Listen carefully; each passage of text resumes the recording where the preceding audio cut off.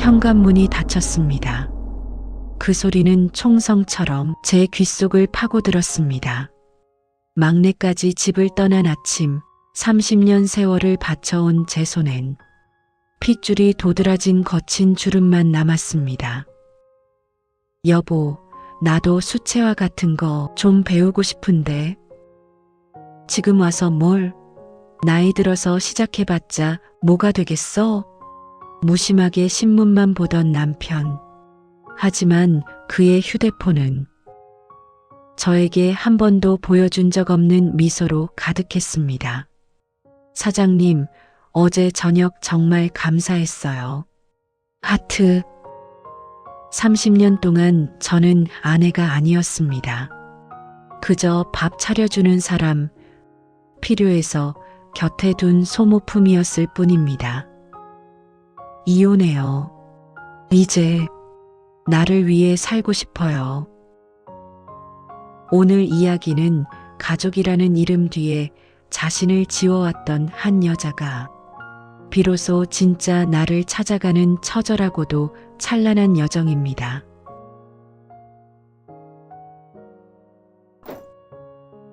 현관문이 닫혔습니다. 그 소리는 총성처럼 제 귓속을 파고들었습니다. 막내딸 서연이가 마지막 짐가방을 끌고 나간 그 순간 세상의 모든 소리가 사라졌습니다. 심장이 뛰는 소리마저 멈춘 것처럼 제 온몸이 얼어붙었습니다. 저는 현관 앞에 그대로 서 있었습니다. 움직일 수 없었습니다. 숨을 쉬어야 한다는 것조차 잊은 채 그저 닫힌 문만 응시했습니다. 문고리에 올려놓았던 제 손이 부들부들 떨리기 시작했습니다. 손끝이 차가웠습니다. 아니, 차가운 정도가 아니었습니다. 얼음장 같았습니다. 마치 죽은 사람의 손처럼 피 한 방울 돌지 않는 것처럼 느껴졌습니다. 저는 천천히 제 손등을 내려다보았습니다. 핏줄이 푸르게 도드라져 있었습니다. 그 위로 나이를 가늠할 수 없을 만큼 깊은 주름들이 거미줄처럼 펼쳐져 있었습니다. 앞만 보고 달려온 세월 뒤에 문득 혼자가 된 기분이 드는 날이 있지요. 오늘 윤희 씨의 이야기가 당신의 지친 마음을 가만히 안아줄 수 있기를 바랍니다. 이어지는 이야기를 놓치지 않으시려면 구독으로 함께 해주세요. 언제부터였을까요? 제 손이 이렇게 늙어버린 게 25에 시집와서 첫째를 낳고 둘째를 낳고 막내까지 키우는 동안 이 손은 단 하루도 쉬지 못했습니다. 기저귀를 갈고 이유식을 만들고 도시락을 싸고 빨래를 개고 설거지를 하고 그렇게 30해를 살아왔습니다. 그런데 저는 단 한 번도 제 손을 제대로 본 적이 없었습니다. 몸을 돌려 거실로 들어섰을 때 가장 먼저 눈에 들어온 것은 식탁 위의 커피잔이었습니다. 남편이 마시다 남긴 잔이었습니다. 까만 커피 자국이 잔 안쪽에 반달처럼 남아 있었고 그 옆에는 무심하게 펼쳐진 신문이 있었습니다. 남편은 이미 출근한 뒤였습니다. 아이들이 모두 집을 떠난 이 아침에도 그는 평소와 똑같았습니다. 수고했어라는 말 한마디 없이 차 키를 들고 현관을 나섰습니다. 30해를 함께 산 아내에게 아이 셋을 다 키워낸 여자에게 그는 고작 그 정도의 무관심으로 하루를 시작했습니다. 저는 비틀거리며 소파에 주저앉았습니다. 다리에 힘이 풀렸습니다. 가슴 한가운데가 텅 빈 것처럼 허전했습니다. 공허했습니다. 마치 심장이 통째로 사라진 것 같았습니다. 저는 천천히 집안을 둘러보았습니다. 아이들이 쓰던 방문들이 하나씩 눈에 들어왔습니다. 첫째 민지의 방, 둘째 현우의 방, 그리고 이제 막 떠난 막내 서연이의 방, 모든 방이 텅 비어 있었습니다. 화장대 거울 속에 제 얼굴이 비쳤습니다. 저는 깜짝 놀랐습니다. 거울 속 여자가 누구인지 몰랐습니다. 생기 없는 눈동자, 축 처진 입꼬리, 깊게 패인 팔자주름. 이게 51살의 윤이었습니다. 웃어서 생긴 주름은 하나도 없었습니다. 모두 참아서 생긴 주름들 뿐이었습니다. 앞만 보고 달려온 세월 뒤에 문득 혼자가 된 기분이 드는 날이 있지요. 오늘 윤희 씨의 이야기가 당신의 지친 마음을 가만히 안아줄 수 있기를 바랍니다.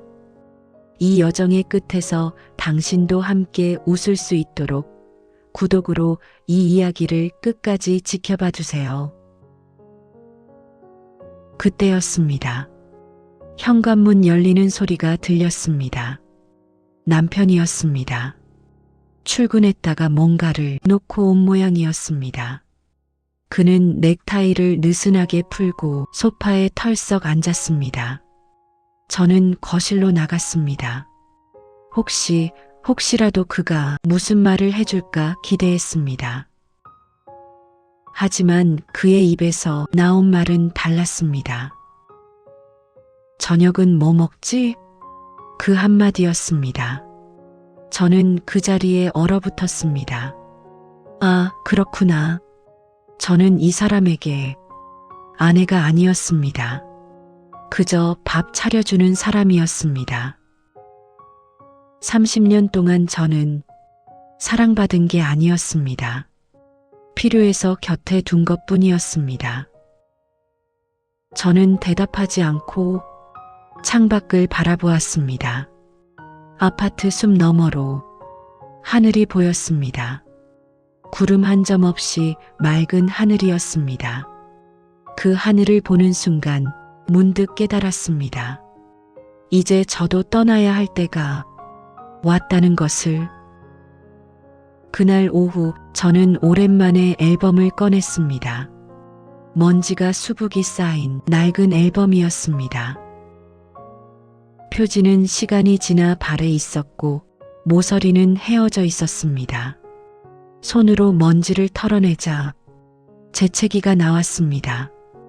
거실 소파에 앉아 천천히 첫 장을 넘겼습니다. 그곳에는 25살의 제가 있었습니다. 순백의 웨딩드레스를 입고 환하게 웃고 있는 신부. 그때의 저는 정말 행복해 보였습니다.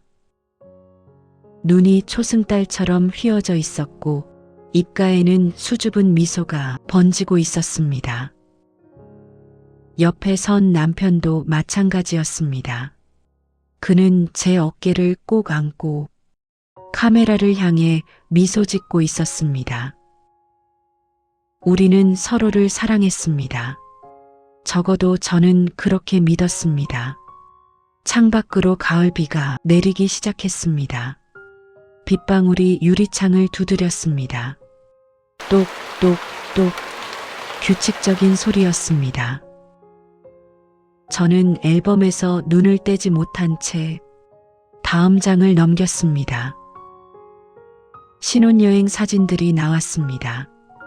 제주도 바닷가에서 찍은 사진, 남편이 제 손을 잡고 걷던 모습. 우리는 파도를 보며 웃었고 맛있는 것을 먹으며 행복해했습니다. 그때는 정말 아무 걱정이 없었습니다. 앞으로 펼쳐질 30년이 어떨지 몰랐습니다. 아니, 알았다 해도 믿지 않았을 것입니다. 다음 장을 넘기자 첫째 민지의 100일 사진이 나왔습니다. 분홍색 한복을 입은 작은 아기, 통통한 볼과 까만 눈동자. 그 사진 속에는 남편도 함께 있었습니다. 그는 민지를 안고 환하게 웃고 있었습니다. 아빠가 된 남자의 얼굴이었습니다. 그때만 해도 남편은 집에 일찍 들어왔습니다. 퇴근하면 가장 먼저 민지를 안아 올렸고 기저귀를 갈아주기도 했습니다. 저는 그런 그를 보며 생각했습니다. 이 사람과 함께라면 어떤 어려움도 이겨낼 수 있을 거라고, 우리는 좋은 부모가 될 거라고. 하지만 사진은 거짓말을 했습니다. 아니, 제가 거짓말을 믿었던 것인지도 모릅니다. 남편의 회사는 점점 커졌고 그는 점점 늦게 들어오기 시작했습니다. 처음에는 일주일에 한두 번이었습니다. 그러다 일주일에 사나흘이 되었고 나중에는 거의 매일 밤 11시가 넘어서야 현관문을 열었습니다. 민지는 아빠 얼굴을 보지 못한 채 잠들었고 저는 혼자 아이를 재우며 눈물을 삼켰습니다. 남편에게 말했습니다. 당신 요즘 너무 늦게 들어와요. 그러자 그는 피곤한 얼굴로 대답했습니다. 회사 일이 바빠서 그래. 당신이 알아서 잘하니까 괜찮잖아. 그 말이었습니다. 당신이 알아서 잘하니까. 저는 그 말을 믿음으로 받아들였습니다. 남편이 저를 믿어주는 거라고 생각했습니다. 하지만 그건 믿음이 아니었습니다. 무관심이었습니다. 책임 회피였습니다. 그는 제게 모든 것을 떠넘기고 자신은 편하게 일에만 집중한 것뿐이었습니다. 둘째 현우가 태어났을 때도 마찬가지였습니다. 남편은 병원에 잠깐 들렀다가 회의가 있다며 나가버렸습니다. 저는 산후조리원에서 혼자 아기를 돌봤고 퇴원한 뒤에도 친정어머니의 도움을 받아야 했습니다. 남편은 주말에도 골프를 나갔습니다. 저는 참았습니다. 그가 일해서 돈을 벌어오는 것만으로도 감사해야 한다고 스스로를 다독였습니다. 그렇게 저는 저를 속였습니다. 앨범의 마지막 장에는 막내 서연이의 돌잔치 사진이 있었습니다. 온 가족이 모여 웃고 있는 사진.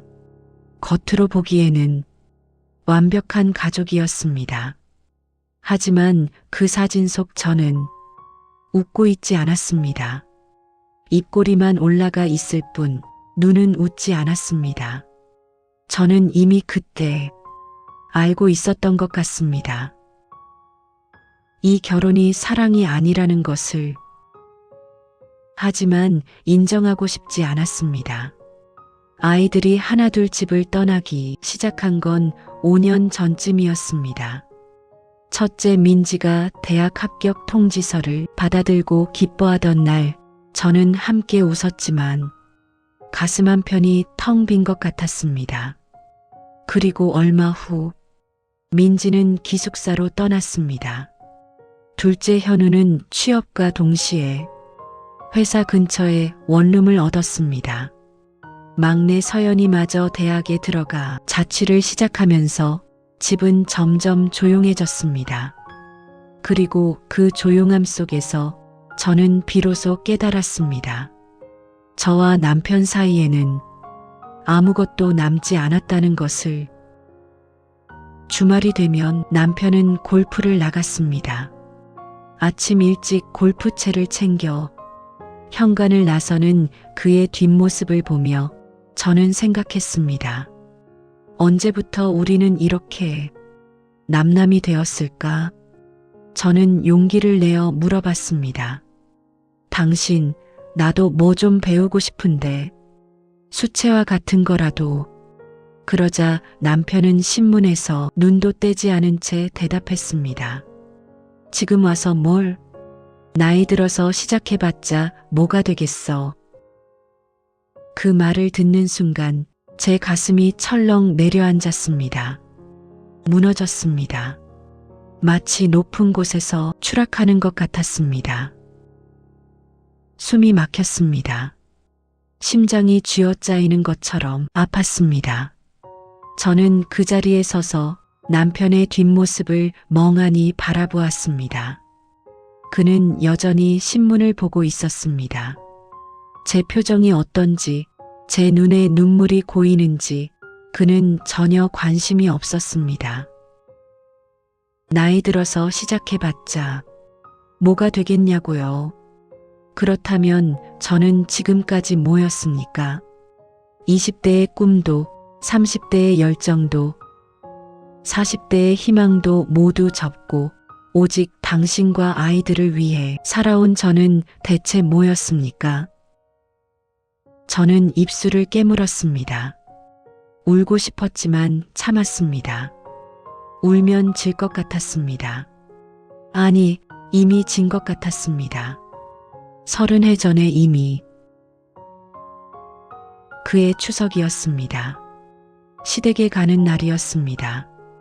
저는 새벽부터 일어나 전을 부치고 나무를 묻히고 갈비찜을 했습니다. 손이 부르텄습니다. 기름이 튀어 팔에 화상 자국이 생겼습니다.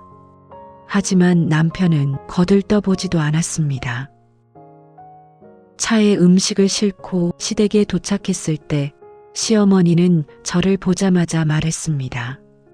동서들은 벌써 왔는데 며느리는 왜 이렇게 늦어? 음식도 별로 없네. 저는 아무 말도 하지 못했습니다. 목구멍까지 말이 올라왔지만 삼켰습니다. 옆에 선 남편은 아무 말도 하지 않았습니다. 저를 감싸주지도 변명해주지도 않았습니다. 그저 시어머니께 절을 하고 안으로 들어갔습니다. 저는 그 자리에 서서 손에 든 무거운 보자기를 내려다보았습니다. 이 안에 든 음식들을 만들기 위해 제가 얼마나 많은 시간을 썼는지 아무도 몰랐습니다. 아무도 궁금해하지 않았습니다. 명절 내내 저는 부엌에 있었습니다. 설거지를 하고 음식을 나르고 뒷정리를 했습니다. 신우들은 거실에서 아이들과 놀고 있었습니다. 저도 나가고 싶었습니다. 조카들과 웃고 싶었습니다. 하지만 갈 수 없었습니다. 누군가는 이 일을 해야 했고 그 누군가는 언제나 저였습니다. 남편은 명절 내내 형님들과 술을 마셨습니다. 저를 한 번도 찾지 않았습니다. 제가 밥을 먹었는지 쉬었는지 힘들지는 않은지 아무것도 묻지 않았습니다. 집으로 돌아오는 차 안에서 저는 창밖을 바라보았습니다. 고속도로 가로등이 스쳐 지나갔습니다. 남편은 운전을 하며 라디오를 켰습니다. 경쾌한 음악이 흘러나왔습니다. 저는 그 음악이 견딜 수 없었습니다. 제 마음과 너무 동떨어져 있었기 때문입니다. 저는 조용히 라디오를 껐습니다. 남편은 그제야 저를 쳐다보았습니다. 왜 껐어? 저는 대답하지 않았습니다. 대신 눈을 감았습니다. 그리고 생각했습니다. 이 사람은 저를 보지 못합니다. 아니, 보려 하지 않습니다. 저는 이 사람에게 투명인간입니다. 30해 동안 함께 살았지만 그는 단 한 번도 저를 본 적이 없었습니다. 집에 도착해 침대에 누웠을 때 저는 거울 속 제 얼굴을 보았습니다. 주름진 얼굴, 생기 없는 눈동자, 축 처진 입꼬리.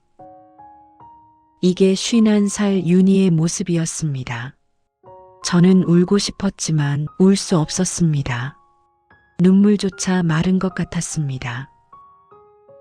그저 천장을 바라보며 생각했습니다.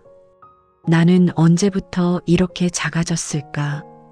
언제부터 나 자신을 잃어버렸을까? 가족이라는 이름 뒤에 숨겨진 당신의 눈물을 우리는 알고 있습니다. 지금 이 이야기에 공감하신다면 좋아요로 당신의 마음을 표현해 주세요. 당신은 혼자가 아닙니다. 우리가 늘 이곳에서 당신의 이야기를 들어드릴게요. 그날은 유난히 추운 겨울날이었습니다. 창밖으로 눈발이 날리고 있었습니다. 저는 거실 소파에 앉아 뜨개질을 하고 있었습니다. 남편은 서재에서 일을 하고 있었습니다. 평범한 주말 오후였습니다. 너무나 평범해서 앞으로 일어날 일을 전혀 예상할 수 없었습니다. 남편이 화장실에 간 사이 그의 휴대폰에서 알림음이 울렸습니다. 띵 하는 소리가 거실에 울려 퍼졌습니다. 저는 별 생각 없이 휴대폰을 들었습니다. 화면에 메시지 알림이 떠 있었습니다. 발신자는 지은이라는 이름이었습니다. 그리고 그 아래 미리 보기 문구가 보였습니다. 사장님, 어제 저녁 정말 감사했어요. 하트 이모티콘까지 달린 문자였습니다. 제 손이 얼어붙었습니다. 심장이 쿵 하고 내려앉는 것 같았습니다. 저는 그 화면을 멍하니 바라보았습니다. 눈을 깜빡였습니다. 다시 봤습니다. 하지만 글자는 바뀌지 않았습니다. 어제 저녁 정말 감사했어요. 어제 저녁 남편은 회식이 있다며 늦게 들어왔습니다. 새벽 1시가 넘어서였습니다. 술 냄새를 풍기며 비틀거리며 들어왔습니다. 저는 아무 말도 하지 않았습니다. 그저 물 한 잔을 내밀고 방으로 들어갔습니다. 그런데 회식이 아니었단 말입니까? 여자와 저녁을 먹었단 말입니까? 저는 휴대폰을 내려놓았습니다.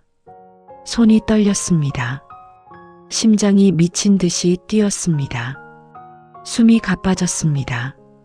제 머릿속이 하얘졌습니다. 아니, 하얗게 비워지는 것이 아니라 온갖 생각들로 가득 찼습니다. 지은이라는 여자는 누구입니까? 회사 직원입니까? 아니면 다른 누군가입니까? 왜 하트를 보냈습니까? 왜 감사하다고 했습니까? 그들 사이에 무슨 일이 있었습니까? 그때 화장실 문이 열리는 소리가 들렸습니다. 남편이 나오고 있었습니다. 저는 재빨리 휴대폰을 원래 자리에 내려놓았습니다. 아무렇지 않은 척 뜨개질을 계속했습니다. 남편은 소파에 앉아 다시 휴대폰을 집어들었습니다. 화면을 보더니 문자를 확인했습니다. 그리고는 아무렇지 않게 답장을 쳤습니다. 저는 그 모습을 곁눈질로 지켜봤습니다. 그의 입가에 미소가 번졌습니다. 매우 짧은 순간이었지만 저는 놓치지 않았습니다. 그 미소를 저에게는 단 한 번도 보여준 적 없는 그런 미소를. 며칠 후 저는 남편의 서재를 정리하다가 카드 명세서를 발견했습니다. 책상 서랍 안에 무심하게 놓여 있었습니다. 저는 그것을 펼쳐보았습니다. 평소에는 관심도 없던 것이었지만 그날 이후로 모든 것이 의심스러웠습니다. 명세서를 훑어보는데 낯선 항목들이 눈에 들어왔습니다. 고급 레스토랑, 꽃집, 호텔 라운지 바, 날짜를 확인했습니다. 대부분 남편이 회식이 있다고 했던 날들이었습니다. 금액도 만만치 않았습니다. 10만 원, 20만 원, 심지어 50만 원짜리 영수증도 있었습니다. 저는 천천히 카드 명세서를 내려놓았습니다. 손이 떨렸습니다.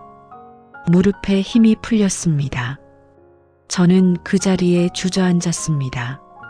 서재 바닥은 차갑고 딱딱했습니다. 하지만 그것보다 더 차가운 건 제 가슴이었습니다. 얼어붙었습니다. 심장이 얼음덩어리가 된 것 같았습니다. 저는 과거를 떠올렸습니다.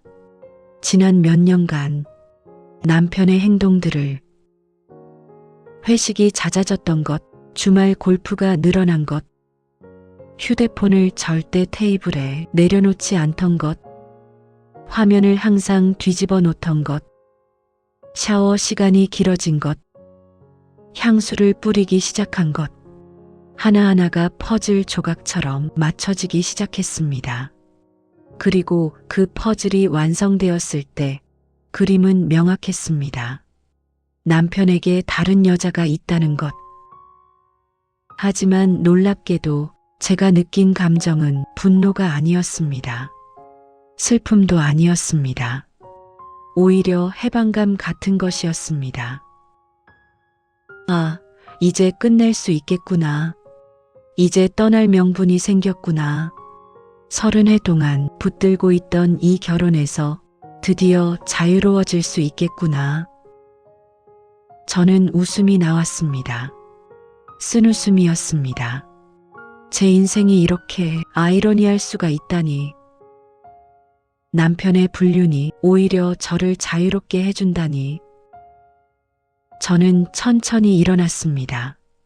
카드 명세서를 사진으로 찍었습니다.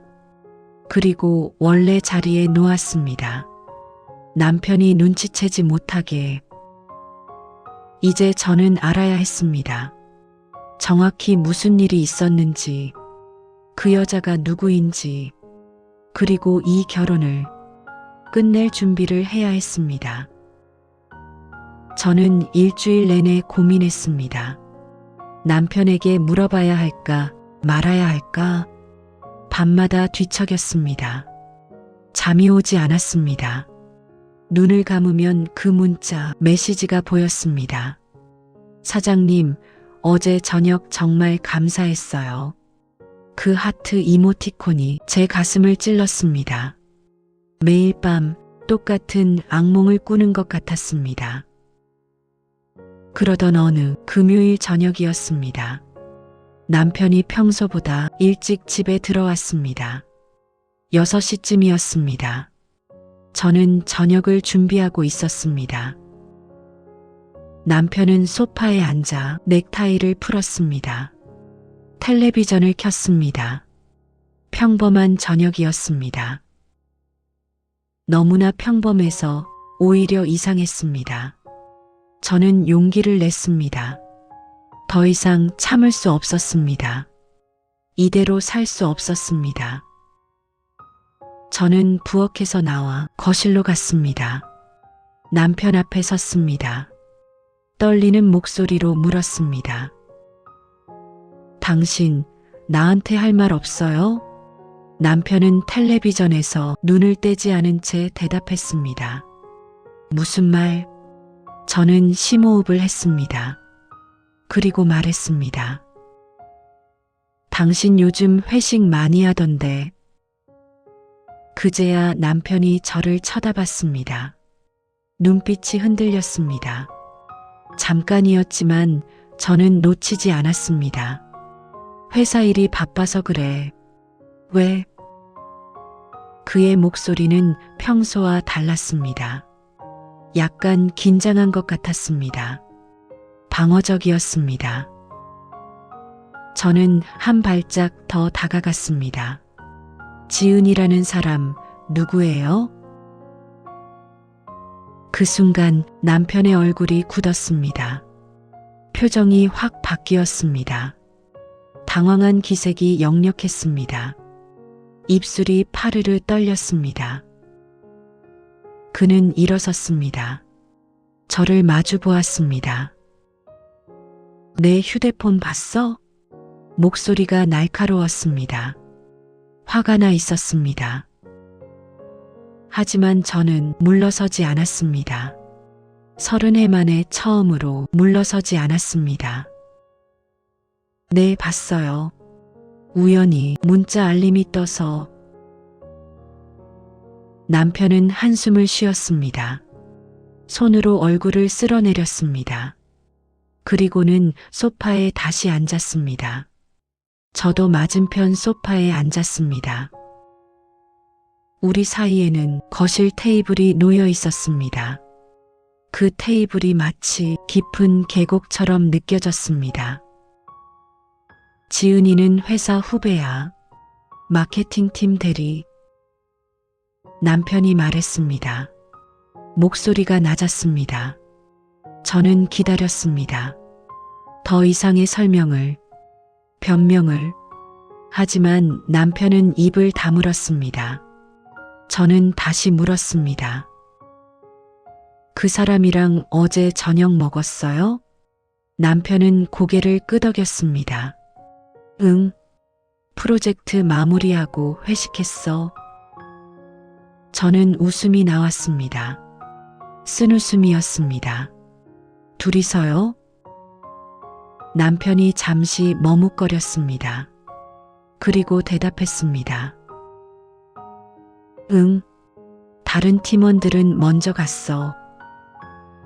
그 순간 제 눈앞이 캄캄해졌습니다.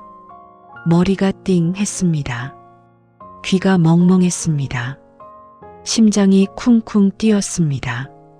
손이 떨렸습니다. 무릎이 후들거렸습니다. 저는 소파 팔걸이를 꽉 잡았습니다. 그렇게 하지 않으면 쓰러질 것 같았습니다. 저는 떨리는 목소리로 물었습니다. 당신 그 여자랑 바람 피우는 거예요? 남편은 화들짝 놀란 표정을 지었습니다. 손을 내저었습니다. 아니야. 그런 거 아니야. 그냥 후배일 뿐이야. 그는 당황해서 말을 더듬었습니다. 하지만 저는 믿을 수 없었습니다. 카드 명세서에 고급 레스토랑, 꽃집, 호텔 라운지 바, 그 모든 것들이 증거였습니다. 저는 말했습니다. 그럼 왜 하트를 보내요? 왜 감사하다고 해요? 왜 당신은 그 여자한테는 웃어요? 제 목소리가 높아졌습니다. 떨렸습니다. 눈물이 핑 돌았습니다. 하지만 울지 않았습니다. 울면 안 됐습니다. 남편은 한참을 말이 없었습니다. 고개를 숙였습니다. 그리고 마침내 입을 열었습니다. 당신도 나한테 관심 없었잖아. 당신은 항상 아이들만 봤어. 나는 그냥 돈 버는 기계였어. 그 말을 듣는 순간 저는 온몸이 얼어붙었습니다. 믿을 수 없었습니다. 이 사람이 지금 무슨 말을 하는 겁니까? 당신이 관심을 주지 않았잖아요. 당신이 늦게 들어왔잖아요. 당신이 아이들을 거들떠보지도 않았잖아요. 그래서 제가 혼자 키운 거잖아요. 혼자 울고, 혼자 버티고, 혼자 참은 거잖아요. 그런데 이제 와서 제 탓이라고요? 저는 웃었습니다. 크게 웃었습니다. 미친 사람처럼 웃었습니다. 그리고 울었습니다. 눈물이 주르륵 흘러내렸습니다. 멈출 수 없었습니다. 30해 동안 참았던 눈물이 한꺼번에 쏟아졌습니다. 남편은 당황한 표정으로 저를 바라봤습니다. 하지만 다가오지 않았습니다. 위로하지 않았습니다. 그저 앉아서 지켜볼 뿐이었습니다. 저는 그 순간 깨달았습니다. 이 사람은 저를 사랑한 적이 없다는 것을 30해 동안 단 한 번도. 저는 그저 편리한 존재였을 뿐입니다. 집안일 하는 사람, 아이 키우는 사람, 밥 차려주는 사람. 그 이상도 그 이하도 아니었습니다. 그리고 이제 그 역할이 끝났으니 저는 더 이상 필요 없는 존재가 된 것입니다. 가족이라는 이름 뒤에 숨겨진 당신의 눈물을 우리는 알고 있습니다. 지금 이 이야기에 가슴이 먹먹해지셨다면 좋아요로 당신의 마음을 표현해 주세요. 당신은 혼자가 아닙니다. 우리가 늘 이곳에서 당신의 고단한 이야기를 들어드릴게요. 저는 눈물을 닦았습니다. 일어섰습니다. 남편을 내려다보았습니다. 그리고 조용히 말했습니다. 이혼해요. 남편의 눈이 커졌습니다. 하지만 저는 돌아서서 방으로 들어갔습니다. 문을 닫았습니다. 그리고 침대에 쓰러졌습니다. 온몸에 힘이 빠졌습니다. 하지만 이상하게도 마음은 가벼웠습니다. 다음 날 아침 저는 평소보다 일찍 일어났습니다. 창밖으로 햇살이 들어왔습니다. 이상하게도 기분이 상쾌했습니다. 어젯밤 그렇게 울었는데 눈이 붓지도 않았습니다. 거울을 보았습니다. 제 얼굴이 달라 보였습니다. 표정이 단단해져 있었습니다. 눈빛이 흔들리지 않았습니다. 입술은 일자로 굳어 있었습니다. 이게 바로 각오를 한 사람의 얼굴이구나 생각했습니다. 저는 샤워를 하고 단정하게 옷을 입었습니다. 검은색 니트에 회색 슬랙스, 머리를 뒤로 넘겼습니다. 립스틱을 발랐습니다. 오랜만이었습니다. 화장을 하는 게 거울 속 제 모습이 낯설었습니다. 하지만 나쁘지 않았습니다. 오히려 당당해 보였습니다. 거실로 나갔을 때 남편은 소파에 앉아 있었습니다. 밤새 잠을 못 잔 모양이었습니다. 눈 밑에 다크서클이 있었고 머리는 헝클어져 있었습니다. 저를 보자 일어섰습니다. 입을 열려다 멈췄습니다. 제 표정을 보고 놀란 것 같았습니다. 저는 차갑게 말했습니다. 앉아 있어요. 할 얘기가 있어요. 남편은 천천히 다시 앉았습니다. 저도 맞은편에 앉았습니다. 어젯밤 말 진심이에요. 이혼할 거예요. 제 목소리는 흔들림이 없었습니다. 단호했습니다. 남편의 얼굴이 창백해졌습니다. 입술이 파르르 떨렸습니다. 여보, 진정해. 우리 다시 얘기해. 저는 고개를 저었습니다. 진정하고 있어요. 그 어느 때보다. 그리고 더 이상 얘기할 것도 없어요. 남편이 앞으로 몸을 기울였습니다. 손을 뻗었습니다. 하지만 저는 뒤로 물러났습니다. 그의 손이 허공에 멈췄습니다. 당신 때문에 이러는 거 아니에요. 저는 천천히 말했습니다. 남편의 눈이 커졌습니다. 이해하지 못하겠다는 표정이었습니다. 저는 계속했습니다. 당신이 누구를 만나든 뭘 하든 이제 상관없어요. 저는 그냥 제 인생을 살고 싶어요. 제가 주인공인 인생을요. 남편은 말이 없었습니다. 그저 멍하니 저를 바라봤습니다. 30해를 함께 산 아내가 지금 자기 눈앞에서 완전히 다른 사람이 되어가는 걸 지켜보는 표정이었습니다. 저는 가방에서 서류 봉투를 꺼냈습니다. 테이블 위에 놓았습니다. 이혼 상담 예약했어요. 다음 주 화요일 오전 10시. 같이 가요. 남편이 봉투를 내려다보았습니다. 손이 떨렸습니다. 세상 사람들이 뭐라고 하겠어요? 우리 나이에 이혼이라니. 저는 웃었습니다. 처음으로 진심으로 웃었습니다. 이제 남의 시선은 중요하지 않아요. 제 남은 인생이 더 소중하니까요. 그 말을 하는 제 자신이 믿기지 않았습니다. 30해 동안 남의 시선을 의식하며 살았던 제가 이제는 그것을 내려놓을 수 있게 된 것입니다. 남편은 고개를 떨궜습니다. 어깨가 축 처졌습니다. 그는 패배한 사람처럼 보였습니다.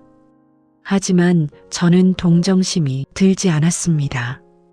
연민도 느껴지지 않았습니다. 그저 담담했습니다. 그날 오후 저는 첫째 민지에게 전화를 걸었습니다. 떨리는 손으로 번호를 눌렀습니다. 벨이 울렸습니다. 민지가 받았습니다. 엄마, 저는 심호흡을 했습니다. 그리고 말했습니다. 민지야, 엄마가 할 말이 있어. 그렇게 저는 아이들에게 하나씩 연락했습니다. 민지에게, 현우에게, 서연이에게, 모두에게 이혼 결정을 알렸습니다. 놀랍게도 아이들은 모두 저를 지지했습니다. 민지는 울면서 말했습니다. 엄마, 왜 진작 안 했어요? 엄마가 행복하면 그게 최고예요. 현우는 차분하게 말했습니다. 엄마, 필요한 거 있으면 언제든 말씀하세요. 서연이는 당장 집에 오겠다며 난리였습니다. 저는 아이들을 달랬습니다. 괜찮다고, 엄마는 이제 정말 괜찮다고. 전화를 끊고 나서 저는 창밖을 바라보았습니다. 하늘이 맑았습니다. 구름 한 점 없었습니다. 새들이 날아갔습니다. 자유롭게. 저도 곧 저렇게 날 수 있을 것 같았습니다. 무거운 짐을 내려놓고 가볍게. 저는 미소 지었습니다. 30해 만에 처음으로 진짜 미소를 지었습니다. 그날 밤 저는 오래된 수첩을 꺼냈습니다. 대학 시절 적어두었던 버킷리스트였습니다. 수채화 배우기, 유럽 여행, 작은 카페 운영하기, 모두 포기했던 꿈들이었습니다. 저는 펜을 들었습니다. 그리고 하나씩 다시 체크하기 시작했습니다. 이제 시작할 수 있습니다. 늦지 않았습니다. 아니, 늦었다고 생각할 때가 가장 빠른 때입니다. 저는 그렇게 믿기로 했습니다. 법무사 사무실 계단을 내려올 때 제 발걸음은 30해 만에 처음으로 가벼웠습니다. 이혼 서류에 도장을 찍고 나왔습니다. 손에는 서류 봉투가 들려 있었습니다. 무거워야 할 것 같은데 이상하게 가볍게 느껴졌습니다. 오후 햇살이 제 얼굴을 비쳤습니다. 따뜻했습니다. 눈부셨습니다. 저는 걸음을 멈추고 하늘을 올려다보았습니다. 구름이 천천히 흘러가고 있었습니다. 바람이 불었습니다. 머리카락이 흩날렸습니다. 저는 눈을 감고 그 바람을 느꼈습니다. 자유의 바람이었습니다. 한강 벤치에 앉아 혼자 커피를 마셨습니다. 누구를 기다리는 것도 아니었습니다. 누구 눈치를 보는 것도 아니었습니다. 오롯이 제 자신만의 시간이었습니다. 강물이 흘렀습니다. 끊임없이 쉬지 않고. 저도 이제 흘러가야 했습니다. 과거에 머물지 않고 앞으로. 휴대폰이 울렸습니다. 딸들의 메시지였습니다. 엄마 수고했어요. 이제 엄마 인생 사세요. 눈물이 핑 돌았습니다. 하지만 슬픈 눈물이 아니었습니다. 감사의 눈물이었습니다. 저는 가방에서 오래전 접어두었던 수채화 학원 전단지를 꺼냈습니다. 구겨져 있었지만 글씨는 선명했습니다. 초보자 환영, 나이 제한 없음. 저는 미소 지었습니다. 그리고 휴대폰으로 사진을 찍었던 여행 사진들을 보았습니다. 제주도, 유럽, 작은 게스트하우스. 언젠가 가보고 싶었던 곳들이었습니다. 이제 갈 수 있습니다. 누구의 허락도 필요 없습니다. 해가 저물기 시작했습니다. 저녁 노을이 하늘을 붉게 물들였습니다. 주황빛, 분홍빛, 보랏빛이 어우러진 하늘이었습니다. 아름다웠습니다. 저는 그 노을을 한참 동안 바라보았습니다. 노을은 매일 집니다. 하지만 매일 다릅니다. 어제의 노을과 오늘의 노을은 다릅니다. 내일의 노을도 다를 것입니다. 인생도 그런 것 같았습니다. 매일 새롭게 시작할 수 있는 것. 저는 벤치에서 일어났습니다. 집으로 돌아가는 길, 저는 조용히 다짐했습니다. 오늘부터 나는 나를 위해 살겠습니다. 늦었다고 생각하지 않겠습니다. 나의 행복이 이기적인 것이 아니라는 걸 이제는 압니다. 그 다짐이 공허하게 느껴지지 않았습니다. 오히려 든든했습니다. 확신이 들었습니다.